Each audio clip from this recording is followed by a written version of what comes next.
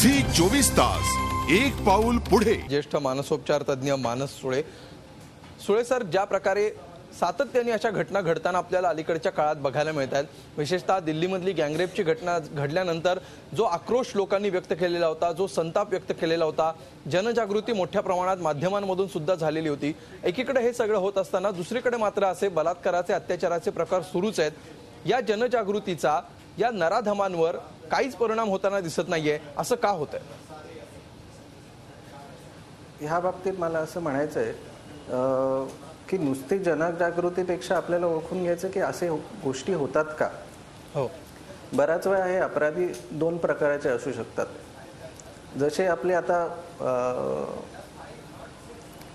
गोष्टी आपल्याला लगेच मिळायला लागलेल्या आहेत, म्हणजे मोबाईल हवा तर लगेच मिळतो, कोणती गोष्ट लगेच हवी असते, तर हे जे आपल्या मनात सुरू झालं की मला कोणती गोष्ट लगेच हवी, ह्याच्यामुळे होऊ शकतं।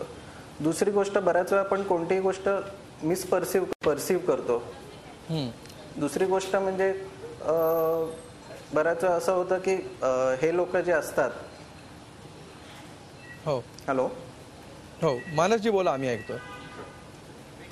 हां, तर होतं काय की अशा वेळी जशी आपली भूक असते, हे एक शारीरिक नीड पण असते, गरज असते, ती बऱ्याच वेळा सोशली ॲक्सेप्टेबल, म्हणजे आपण जसं म्हणतो की मैत्री असणं, हे ह्याच्या थ्रू जर पूर्ण झाली नाही तर अशा विकृतीतनं कधी कधी बाहेर पडू शकते। दुसरे व्यक्ती ह्याच्यात असतात ते म्हणजे बऱ्याच वेळा ज्यांना अगोदर हिस्ट्री असते, म्हणजे इतिहास असतो, काही क्रिमिनल ॲक्टिव्हिटी केलेली असते, हे असतात। तर अशा प्रकारचे दोन व्यक्ती असू शकतात। अगदी मात्र मानसच्या अलीकडच्या काळामध्ये हे प्रकार प्रचंड मोठ्या प्रमाणात वाढलेले आपल्याला बघायला मिळत आहेत। जे काही सामाजिक भान असायला हवं, म्हणजे एखाद्या रस्त्यावर भर रस्त्यावर घटना घडत आहेत, रेल्वे स्टेशन्सवर अशा प्रकारच्या घटना घडत आहेत।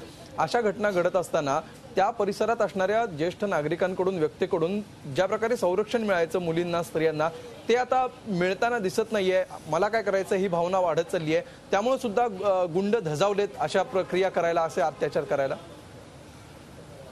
ह्या बाबतीत एक होते की एकतर हे जे क्राईम्स असतात ते बऱ्याच वेळा रिपोर्ट होत नाही। तर रेप आपण म्हटलं तर सगळ्यात अंडर रिपोर्टेड क्राईम आहे।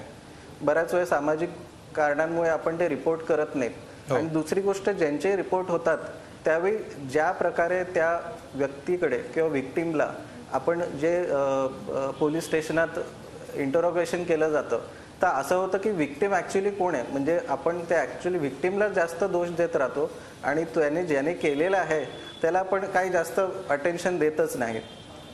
त्याच्यामुळे मानसजी मला मुद्दा असा तुम्हाला विचारायचा होता की एखाद्या मुलीची छेडछाड होत असेल किंवा त्याच्यावर हल्ला होत असेल, तर त्या परिसरात आजूबाजूला असणाऱ्या ज्या व्यक्ती असतात, त्यातल्या ज्या एखाद्या 2-3 ज्येष्ठ व्यक्ती असतात, ज्या येऊन असं करणाऱ्याला त्याच्या कानाखाली 2 आवाज काढतील किंवा त्याला धरून हाकलून देतील, अशा प्रकारे लोक जे मध्यस्थी करायचे आणि हे प्रकार थांबवायचे, असे लोक, असा समाज आजकाल कमी व्हायला लागलाय, त्यामुळे अशा प्रवृत्ती आणि प्रकार वाढलेले दिसत आहेत का?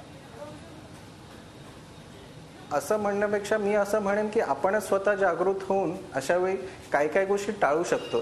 समजा आपण आता एकटे आहोत तर ऑड वेळी एकटं जाणं कदाचित अवॉइड करू शकतो, किंवा अंधाऱ्या जागी जाणं अवॉइड करू शकतो। तर आपणच स्वतः आपण जागृत होऊन आपण काही पावलं पुढे केली तर जास्त फायदा होईल। झी 24 तास एक पाऊल पुढे।